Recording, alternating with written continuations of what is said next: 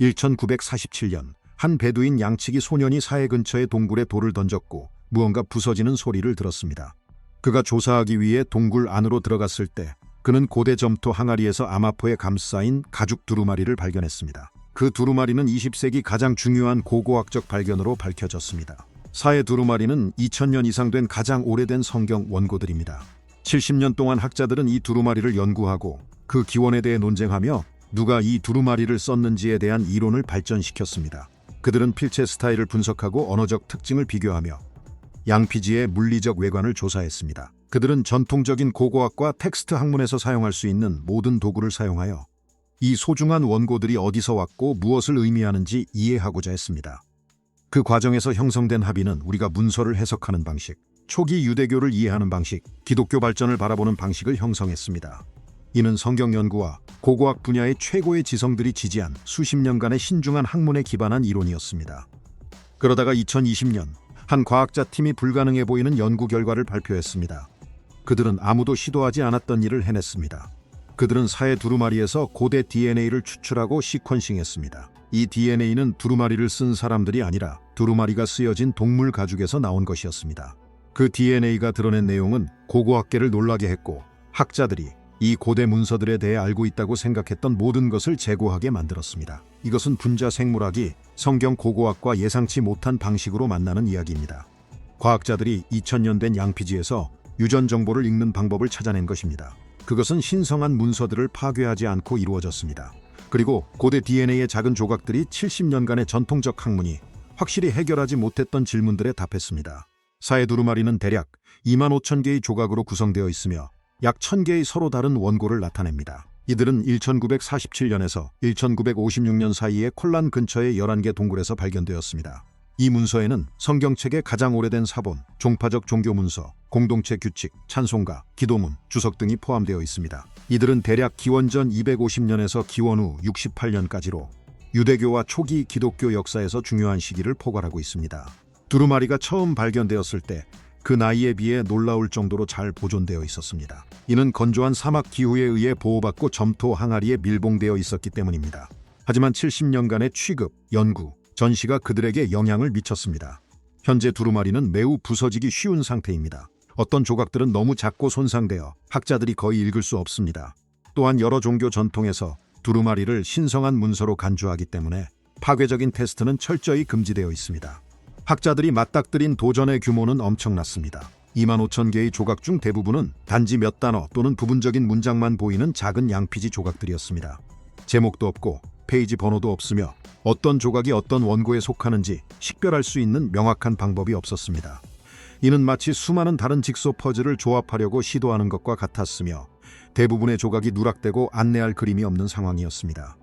학자들은 필체 분석을 기반으로 한 교육적인 추측에 의존해야 했습니다. 그들은 필체를 비교하여 조각들이 같은 필경사가 썼을 가능성을 판단했습니다. 그들은 양피지의 물리적 특성, 색상, 질감, 두께를 조사하며 같은 동물 가죽에서 온 조각들을 맞추고자 했습니다. 그들은 내용물을 분석하여 같은 작품에 속하는 조각을 나타낼 수 있는 텍스트 연결을 찾고자 했습니다.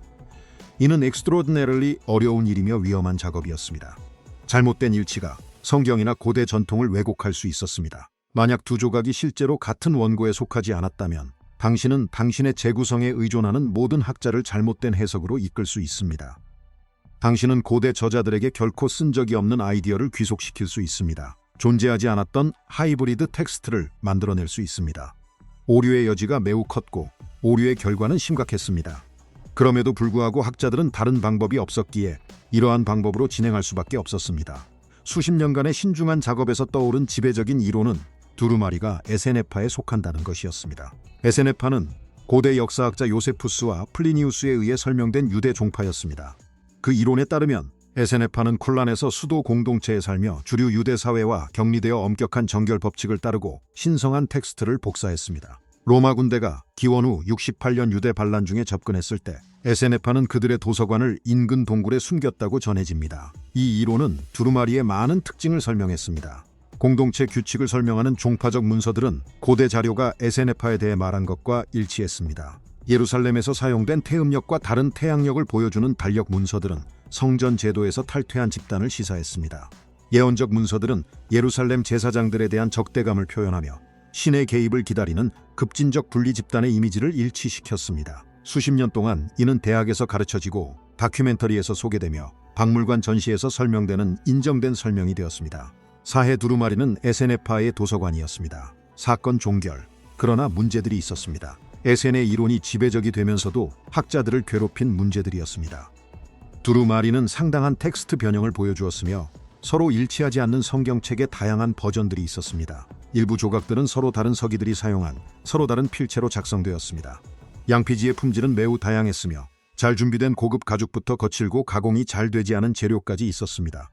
방사성 탄소 연대 측정 결과 일부 두루마리는 쿨란 정착지보다도 오래된 것으로 나타났습니다. 가장 혼란스러웠던 것은 텍스트의 시의 다양성이었습니다. 만약 이것이 하나의 고립된 종파의 개인 도서관이라면 왜 여러 개의 상충되는 성경책의 버전을 소유하고 있었을까요? 그들이 동의하지 않는 신학적 입장을 나타내는 텍스트를 왜 보존했을까요? 만약 그들이 자신의 신학적 관점에 따라 텍스트를 복사하고 있었다면 왜 이렇게 다양한 내용이 존재했을까요? 이러한 질문들은 학자들을 괴롭혔지만 대안 이론을 뒷받침할 확실한 증거가 없었기 때문에 에센의 가설이 지배적이었습니다. 전통적인 고고학과 텍스트 비평의 도구와 방법을 고려할 때 이것이 가장 좋은 설명이었습니다. 그리고 2012년 모든 것을 바꿀 놀라운 일이 일어났습니다. 분자 생물학자인 오데드 레하비는 텔아비브 대학교에서 성경학자인 노암 미즈라히와 점심을 먹고 있었습니다. 그들은 사해 두루마리에 대해 이야기하며 조각들을 맞추고 출처를 파악하는데 직면한 도전에 대해 논의하고 있었습니다. 미즈라히는 수천 개의 작은 조각으로부터 원고를 재구성하려는 학자들이 직면한 어려움을 설명했습니다. 그는 잘못된 조합의 위험성과 전통적인 방법으로는 답을 찾을 수 없는 질문의 답답함을 이야기했습니다. 유전학과 DNA 분석을 전문으로 하는 레하비는 사해 두루마리 연구에 혁명을 일으킬 간단한 질문을 던졌습니다. 두루마리는 무엇으로 만들어졌나요? 미즈라히가 대답했습니다. 양피지, 동물 가죽입니다. 레하비는 잠시 생각한 후 성경 고고학에서 가장 중요한 돌파구 중 하나로 이어질 말을 했습니다. 그렇다면 양피지에는 DNA가 있습니다. 이는 두 개의 서로 다른 전문 분야가 교차하여 완전히 새로운 접근 방식을 만들어낸 순간 중 하나였습니다. 미즈라히는 학자들을 수십 년간 괴롭혀온 텍스트 문제를 이해했습니다. 레하비는 그 문제를 해결할 수 있는 생물학적 해결책을 이해했습니다. 그들은 고대 DNA 분석 기술을 활용하여 전통적인 방법으로는 해결할 수 없는 사해 두루마리에 관한 질문에 답할 수 있다는 것을 깨달았습니다. 하지만 이 아이디어를 실행하기에는 엄청난 도전이 있었습니다. 사해 두루마리는 여러 종교 전통에서 신성한 텍스트로 여겨집니다. 또한 2000년이 지나면서 매우 취약해졌고 70년간의 연구로 인해 더욱 그러했습니다. 두루마리에서 샘플을 잘라내거나 코어를 뚫거나 물질을 제거하는 방법은 절대 금지되었습니다. 두루마리는 미래 세대를 위해 온전하게 보존되어야 했습니다. 고대 원고에서 DNA를 어떻게 추출할 수 있을까요? 신성한 텍스트를 다루는 엄격한 윤리 및 보존 요구사항을 준수하면서 분석을 위해 충분한 유전 물질을 어떻게 수집할 수 있을까요? 결국 이 아이디어를 중심으로 형성된 팀은 레하비, 미즈라히, 그리고 이스라엘 고대 유물청의 사해, 두루마리 큐레이터인 프리나 슈어를 포함했습니다. 그들은 두루마리를 손상시키지 않으면서 분석을 위해 충분한 유전 물질을 추출할 수 있는 방법론을 개발하는 데 수년을 보냈습니다. 돌파구는 그들이 양피지 자체에서 샘플을 자르지 않아도 된다는 것을 깨달았을 때 찾아왔습니다. 수십 년간의 취급과 연구를 통해 두루마리 조각이 보관된 용기에서 양피지의 미세한 입자가 먼지로 쌓여 있었습니다. 이 먼지에는 동물 피부를 구성하는 단백질인 콜라겐이 포함되어 있었고 그 콜라겐 속에는 고대 DNA가 내재되어 있었습니다. 그들은 텍스트가 없는 빈 여백이나 손상된 부분에서 이 먼지를 조심스럽게 수집하여 두루마리의 어떤 글자 부분도 손대지 않고도 유전 분석에 필요한 충분한 물질을 모을 수 있었습니다. 이는 가장 기발한 비침습적 샘플링이었습니다. 버려지거나 무시될 수 있는 재료를 사용하여 2000년 동안 숨겨진 비밀을 밝혀내는 것이었습니다. 그러나 고대 양피지에서 사용할 수 있는 DNA를 추출하는 것은 엑스트로데네리한 도전이었습니다. 양피지 제작 과정, 즉 동물 가죽을 담그고 긁고 늘리고 건조하는 과정은 분자 수준에서 DNA를 손상시킵니다. 그 후 가죽 위에 화학적으로 부식성이 있는 철분 기반 잉크로 글씨가 쓰여져 유전 물질이 더욱 악화되었습니다. 이후 이들은 2000년간 사막 동굴에 방치되어 온도 변화, 습도 변화, 동굴 환경에서의 광물 침적에 노출되었습니다. 그리고 70년의 연구 기간 동안 수많은 사람들이 이를 다루었습니다. 각 사람은 현대 DNA의 흔적을 남길 가능성이 있었습니다. 결과는 그들이 추출하려던 DNA는 조각적이며 심각하게 열화되었고 두루마리를 만졌던 모든 사람의 현대 유전 물질로 인해 오염되었을 가능성이 있었습니다. 팀은 상상할 수 있는 가장 엄격한 오염 통제 규칙이 적용된 고대 DNA 연구소에서 작업해야 했습니다. 모든 사람은 보호 장비를 착용했습니다. 여기에는 정장, 마스크, 장갑이 포함되었습니다. 연구소는 외부 공기가 들어오지 않도록 긍정적인 공기 압력을 유지했습니다. 모든 장비는 사용 사이에 자외선으로 살균되었습니다. 작업 표면은 반복적으로 표백되었고 과정의 모든 단계는 문서화되고 통제되었습니다. 그들은 두 가지 유형의 유전 물질에 집중했습니다. 미토콘드리아 DNA는 고대 샘플에서 더 풍부하게 발견되는데 이는 각 세포가 수백 개의 미토콘드리아를 포함하고 있기 때문입니다. 이러한 특성 덕분에 분해에도 불구하고 연구자들은 충분한 자료를 확보할 수 있었습니다. 각 미토콘드리아는 고유의 작은 게놈을 가지고 있어 심하게 분해된 샘플조차도 종종 일부 미토콘드리아 DNA를 보존하고 있습니다. 핵 DNA는 고대 샘플에서 추출하기가 훨씬 어려웠지만 개별 동물과 그들의 관계에 대한 보다 상세한 정보를 제공했습니다. 연구팀은 그들이 시퀀싱한 DNA가 실제로 고대 양피지에서 유래되었음을 증명하기 위해 엄격한 인증 프로토콜을 개발했습니다. 그들은 고대 DNA의 특징적인 손상 패턴, 즉 수세기 동안 발생하는 특정 유형의 분자 분해를 찾았습니다. 동일한 조각에서 여러 번 추출한 결과의 일관성을 점검했고 재현성을 보장하기 위해 서로 다른 연구소의 결과를 비교했습니다. 고대의 시퀀스를 현대의 오염물질과 구별하기 위해 정교한 통계 방법을 사용했습니다. 수년간의 고된 작업과 수백 개의 샘플, 수천 시간의 실험실 분석, 모든 결과에 대한 세심한 검증이 필요했습니다.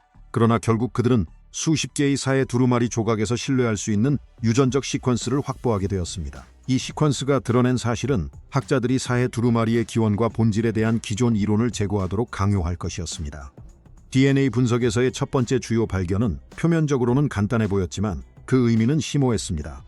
연구팀이 서로 다른 두루마리 조각에서 유전 물질을 시퀀싱했을 때 대부분의 조각이 양가죽으로 만들어졌음을 발견했습니다. 양은 고대 유대에서 흔한 동물이었으며 양가죽은 양피지를 만드는 표준 재료였습니다. 그러나 일부 조각은 소가죽으로 만들어졌습니다. 소의 양피지는 모든 것을 변화시켰습니다. 두루마리가 발견된 콜라는 사해 근처 유대 사막에 위치해 있으며 이 지역에서 가장 극한의 건조한 환경 중 하나입니다. 이곳은 바위와 모래, 그리고 드문 식물로 이루어진 경치입니다. 물은 부족하고 풀밭은 최소한입니다. 양과 염소는 사막 조건에 적응하여 이 환경에서 살아남을 수 있습니다. 그들은 상대적으로 적은 양의 물을 필요로 하며 건조한 지역에서 자라는 단단하고 드문 식물을 뜯어먹을 수 있습니다. 그러나 소는 이러한 환경에서 살아남을 수 없습니다.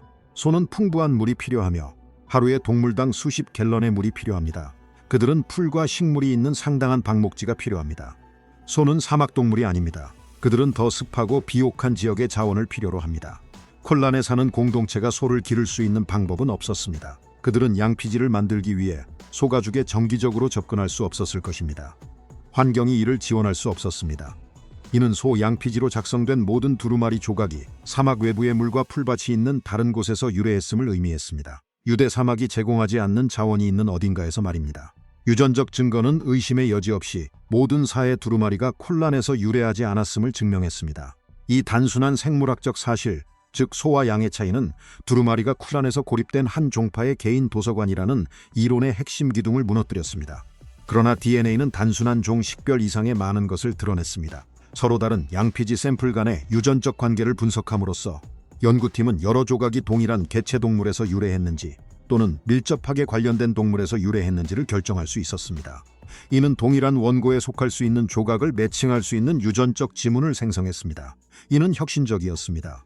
처음으로 학자들은 조각들이 함께 속하는지를 결정하기 위한 객관적이고 과학적인 방법을 갖게 되었습니다. 필기체에 대한 주관적 판단이나 양피지의 외관에 대한 교육받은 추측에 의존하는 대신 그들은 유전학을 사용하여 연결을 증명할 수 있었습니다. 가장 중요한 발견 중 하나는 예레미야서와 관련이 있었습니다. 사해 두루마리는 이 성경책의 두 가지 극적으로 다른 버전을 보존하고 있었습니다. 하나의 버전은 오늘날 우리가 아는 히브리어 성경과 유사하며 더 길고 익숙한 순서로 장이 배열되어 있습니다. 다른 버전은 상당히 짧고 전체 섹션이 빠져 있으며 장이 완전히 다른 순서로 배열되어 있습니다. 학자들은 수십 년 동안 이것이 무엇을 의미하는지에 대해 논쟁해 왔습니다. 이것들이 서로 다른 공동체에서 발전한 서로 다른 텍스트 전통을 나타내는 것인가요? 아니면 차이가 필사자의 선택이나 오류를 나타내는 동일한 전통의 변형 복사본에 불과한 것인가요? 이 질문은 고대 세계에서 성경 텍스트가 어떻게 발전하고 전파되었는지를 이해하는 데 엄청난 중요성을 가졌습니다. DNA는 확정적인 답을 제공했습니다. 예레미야서의 짧은 버전 조각은 소 양피지로 쓰여졌고 긴 버전 조각은 양양피지로 쓰여졌습니다. 이들은 서로 다른 동물에서 유래했으며 소에 대한 환경적 제약을 고려할 때 거의 확실히 서로 다른 지역에서 유래했음을 나타냅니다. 이는 그들이 별개의 공동체에서 발전한 진정으로 다른 텍스트 전통을 대표하고 있음을 강하게 시사합니다. 이러한 차이는 단순한 복사 변형이 아니었습니다. 그것은 서로 다른 지리적 위치에서 독립적으로 보존되고 전파된 텍스트의 뚜렷한 버전을 반영하고 있었습니다. 또 다른 중요한 시험은 안식일 희생의 노래와 관련이 있었습니다. 이 의식 텍스트는 천상의 성전에서의 천사 숭배를 설명합니다. 이 텍스트의 복사본은 쿨란 동굴과 유대인 반란군이 서기 73년 로마에 맞서 마지막 저항을 했던 마사다 요새에서 발견되었습니다. 마사다 텍스트가 원래 쿨란에서 유래했을까요? 모든 복사본이 하나의 출처에서 파생되었을까요? DNA 분석 결과 쿨란에서 발견된 이 텍스트의 여러 조각들이 서로 다른 개별 동물에서 유래한 것임을 보여주었습니다. 이는 하나의 두루마리가 부서져 나온 것이 아니라 별개의 사본들이라는 의미입니다. 이러한 다양성은 이 텍스트가 여러 공동체에 의해 널리 복사되었음을 시사하며 특정한 한 세력의 독점적 소유가 아님을 나타냅니다. 더욱 흥미로운 것은 친족 분석이었습니다. 핵 DNA 마커를 분석함으로써 연구팀은 때때로 두루마리가 서로 관련된 동물들로부터 유래했음을 확인할 수 있었습니다. 형제는 그들의 핵 DNA의 상당 부분을 공유했으며 부모와 자식은 전형적인 유전적 유전 패턴을 보였습니다. 심지어 사촌들조차 유전적 유사성을 통해 확인될 수 있었습니다. 연구자들이 밀접하게 관련된 동물들로부터 만들어진 두루마리의 집합을 발견했을 때 이는 그 두루마리들이 대략 같은 시기에 같은 장소에서 생산되었음을 시사했습니다. 결국 밀접하게 관련된 동물들은 같은 무리에서 함께 길러졌을 것입니다. 그들의 가죽이 두루마리 제작에 사용되었다는 것은 가드 생산센터가 존재하여 여러 두루마리가 지역 자재로 만들어지고 있었음을 나타냅니다. 연구팀이 발견한 것은 여러 생산센터에서 두루마리가 유래했음을 예상할 수 있는 결과였습니다. 그들은 한 장소에서 만들어진 관련 두루마리의 집합과 서로 다른 출처에서 온 완전히 관련 없는 두루마리들이 섞여 있는 것을 발견했습니다. 유전적 다양성은 가드, 이 컬렉션이 단일 공동체가 자신의 용도로 텍스트를 복사한 것이 아니라 여러 출처에서 조합되었음을 증명했습니다. 이러한 발견은 연구팀이 특정한 성경 본서를 살펴보았을 때 더욱 확장되었습니다. 이사야서에 대해서는 그들은 서로 유전적 관계가 없는 다양한 동물의 가죽으로 작성된 서로 다른 사본을 발견했습니다. 이는 여러 공동체가 독립적으로 이사야서를 복사하고 있었다는 의미입니다. 그러나 이러한 사본 간의 텍스트 변형은 서로 다른 필경 전통과 서로 다른 복사 접근법, 아마도 서로 다른 신학적 강조점을 시사합니다. DNA 증거는 일부 학자들이 의심했지만 입증할 수 없었던 것을 뒷받침했습니다. 사해 두루마리 컬렉션은 여러 목소리, 여러 공동체, 여러 텍스트 전통을 대표하며 모두 쿨란 근처의 동굴에서 함께 보존되었습니다. DNA 분석의 발견은 학자들이 사해 두루마리 컬렉션의 본질과 그것이 고대 유대교에 대해 무엇을 나타내는지를 이해하는 방식을 근본적으로 변화시켰습니다. 만약 두루마리가 콜란의 단일 고립된 세력의 도서관이었다면 전통적인 이론이 주장하는 바와 같이 텍스트 변형은 설명하기 어려웠을 것입니다. 왜 한 공동체가 서로 충돌하는 여러 신성한 텍스트의 버전을 보존해야 했을까요? 왜 그들이 동의하지 않는 신학적 입장을 나타내는 사본을 보관했을까요? 이는 현대 종교 공동체가 그들의 신성한 텍스트의 여러 모순된 버전을 도서관에서 유지하는 것과 같을 것입니다. 가능하지만 당황스럽습니다. 그러나 만약 두루마리가 고대 유대 지역의 여러 공동체에서 유래한 것이라면 그 다양성은 완벽하게 이해됩니다. 이 컬렉션은 한 그룹의 신학을 들여다보는 창이 아닙니다.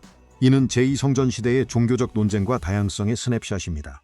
서로 다른 공동체는 서로 다른 성경 텍스트 버전을 가지고 있었습니다. 서로 다른 그룹은 종교법에 서로 다른 측면을 강조했습니다. 서로 다른 필경 전통은 신성한 텍스트 복사의 과제를 서로 다른 우선순위와 기술로 접근했습니다. 소가죽 조각들은 가드드 텍스트가 서로 다른 지역 간에 물리적으로 이동되고 있음을 증명했습니다.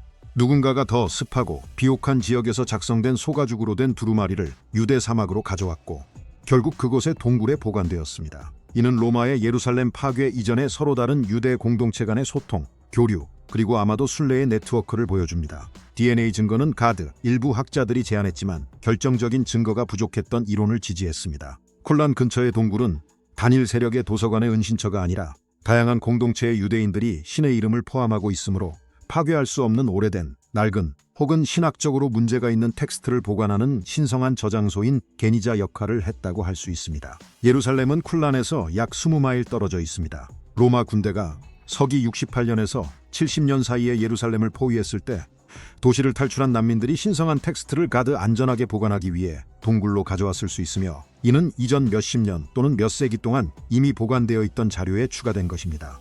이는 컬렉션의 엄청난 다양성을 설명합니다. 이 컬렉션은 최종 위기가 닥쳤을 때 여러 공동체의 축적된 종교 문헌을 함께 보존한 것입니다. 이러한 해석은 단일 세력 이론이 어려움을 겪었던 두루마리의 특징을 설명합니다. 이는 왜 일부 텍스트가 쿨란 정착지보다 명백히 더 오래된지를 보여줍니다. 이는 여러 경쟁하는 텍스트 전통과 한 그룹의 신학과 관련된 이단적 텍스트가 주류 유대 문헌과 혼합되어 있음을 드러냅니다. 가장 중요한 것은 가드사의 두루마리가 우리에게 한 급진적 세력에 대한 통찰력보다 더욱 가치 있는 것을 제공합니다. 이는 제2성전 시대 유대 종교 생활의 다양성과 풍부함을 들여다볼 수 있는 창을 제공합니다. 이 시기는 랍비 유대교와 기독교가 이전의 유대 전통에서 출현하던 중요한 세기입니다. 유전적 증거는 순수하게 텍스트 분석으로는 결코 할 수 없었던 방식으로 텍스트 전송 과정을 밝혀냈습니다. 이제 학자들은 서로 다른 공동체에 의해 어떻게 성경 본서의 다양한 버전이 복사되고 유통되며 보존되었는지를 추적할 수 있게 되었습니다. 그들은 어떤 텍스트가 여러 독립적인 사본을 가질 만큼 인기가 있었고 어떤 것이 드문지 알 수 있었습니다. 그들은 어떤 문헌 전통이 넓은 지리적 분포를 가졌고 어떤 것이 특정 지역에 국한되었는지 식별할 수 있었습니다. 성경학자들에게 이것은 혁신적이었습니다. 이는 성경 텍스트가 제2성전 시기에 단일하거나 일관된 것이 아님을 보여주었습니다. 서로 다른 공동체가 서로 다른 버전을 사용했습니다. 모든 사람들이 따르는 보편적으로 인정받는 올바른 텍스트는 없었습니다. 문헌 전통은 유동적이고 다양하며 여전히 진화하고 있었습니다. 어떤 텍스트가 권위 있는 것으로 결정되는 정경화 과정은 이러한 두루마리가 복사될 때까지도 계속 진행 중이었고 논란이 있었으며 해결되지 않았습니다. 이는 유대교와 기독교의 발전을 이해하는 데 깊은 의미를 가집니다. 사해 두루마리에 보존된 다양성은 기독교가 유대교에서 출현하던 시기의 풍부한 신학적 혼란을 보여줍니다. 두루마리에 반영된 성경, 법, 메시아적 기대, 순결 규정 및 공동체 조직에 대한 논의는 예수가 살았던 환경과 초기 기독교 운동이 발전한 배경을 이해하는 데 중요한 맥락을 제공합니다. DNA 연구 결과는 이전에는 형성될 수 없었던 새로운 질문을 제기합니다. 이제 학자들은 두루마리가 서로 다른 장소에서 왔다는 것을 확실히 알게 되었으므로 특정 생산 중심지를 식별할 수 있을까요? 특정 문헌 전통을 특정 지리적 지역과 연결할 수 있을까요? 고대 유대 지역에서 텍스트가 어떻게 이동했는지 추적하고 공동체 간 종교적 소통의 네트워크를 추적할 수 있을까요? 라는 질문을 던질 수 있게 되었습니다. 연구자들은 이미 이러한 질문을 확장된 연구로 추구하고 있습니다. 그들은 더 많은 조각에서 DNA를 분석하고 있습니다. 그들은 퇴색되거나 손상된 텍스트를 읽을 수 있는 다중 스펙트럼 이미징과 색소 및 잉크를 식별할 수 있는 재료 분석과 같은 다른 과학적 기법과 유전적 데이터를 결합하고 있습니다. 그들은 서로 다른 지역의 고대 동물 DNA에 대한 포괄적인 데이터베이스를 구축하고 있으며 특정 양피지가 어디에서 유래했는지를 정확히 파악할 수 있는 지리적 참조 지도를 만들기를 희망하고 있습니다. 작업은 계속되고 있지만 근본적인 패러다임 전환은 이미 발생했습니다. 사해 두루마리는 더 이상 하나의 급진적인 분파에 고립된 산물로 이해되지 않습니다. 그것들은 2000년 전 유대교 종교 생활의 복잡성과 활기를 나타내는 다양한 컬렉션으로 인정받고 있습니다. 사해 두루마리의 DNA 연구는 단순히 하나의 고고학적 미스터리를 해결하는 것보다 더 큰 의미를 지닙니다. 이는 새로운 과학적 기법이 고대 텍스트에 대한 우리의 이해를 혁신하고 전체 연구 분야를 변화시킬 수 있음을 보여줍니다. 지난 70년 동안 뛰어난 학자들은 사해 두루마리를 연구하기 위해 사용 가능한 모든 전통적인 도구를 활용했습니다. 그들은 우리의 이해에 엄청난 기여를 했습니다. 그러나 필체 분석, 문헌 비평, 고고학적 맥락이 드러낼 수 있는 것에는 한계가 있었습니다. 특정 질문들은 단순히 그러한 방법만으로는 답할 수 없었습니다. 그때 분자 생물학이 완전히 다른 관점을 제공했습니다. 양피지 자체에 보존된 유전 정보를 읽음으로써 과학자들은 대답할 수 없었던 질문들에 대한 답을 찾았습니다. 그들은 문헌학자들이 의심했지만 입증할 수 없었던 것들을 증명했습니다. 그들은 학문적 직관에 기반한 이론에 대한 객관적인 증거를 제공했습니다. 전통적인 인문학 연구와 최첨단 생물학적 과학을 결합한 이 학제 간 접근법은 고고학적 및 역사적 연구의 미래를 나타냅니다. 서로 다른 분야의 전문가들이 협력하여 동일한 질문에 대해 다양한 방법과 관점을 가져올 때 획기적인 발견이 가능해집니다. 사해 두루마리에서 DNA를 염기서열 분석한 과학자들은 성경 연구를 혁신하기 위해 나선 것이 아닙니다. 그들은 유전학이 텍스트 퍼즐 해결에 도움이 될 수 있을지에 대한 간단한 대화로 시작했습니다. 고고학적 질문에 분자 생물학을 적용함으로써 그들은 신성한 텍스트가 작성된 바로 그 재료 속에 2000년 동안 숨겨졌던 진실을 드러냈습니다. 사해 두루마리는 학자들이 인식했던 것보다 훨씬 더 놀랍습니다. 그것들은 하나의 공동체의 신학적 진술이 아닙니다. 그것들은 종교 역사에서 가장 중요한 시기 중 하나 동안 유대 사상의 다양성을 나타내는 컬렉션입니다. 그것들은 고대 유대 지역의 서로 다른 공동체에서 여러 전통, 여러 관점, 여러 목소리를 보존하고 있습니다. 우리는 과학자들이 그 텍스트를 2000년 동안 보존한 동물의 DNA 속에 기록된 이야기를 읽는 법을 배움으로써만 이 사실을 발견했습니다. 과학자들은 사해 두루마리에서 DNA를 염기서열 분석하였고 놀라움을 금치 못했습니다. 그들이 발견한 것이 설명할 수 없는 것이 아니라 누구도 상상하지 못했던 더 풍부하고 복잡한 이야기를 드러냈기 때문입니다. 2000년 동안 읽히기를 기다린 유전 코드로 쓰인 이야기입니다.